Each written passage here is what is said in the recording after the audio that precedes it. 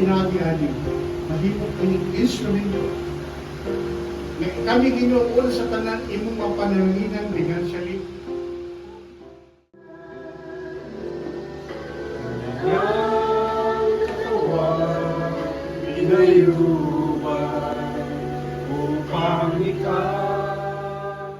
This very moment of hour, this moment of Lord inspiration, that this bread that they're holding become, Lord, powerful because it becomes a symbol of love of Jesus.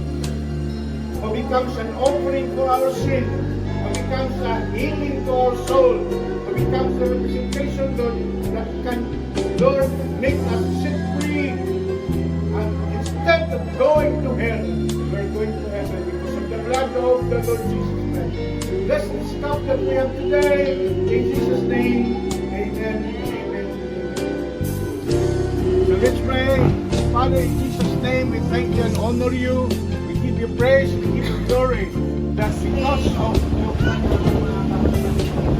Amen.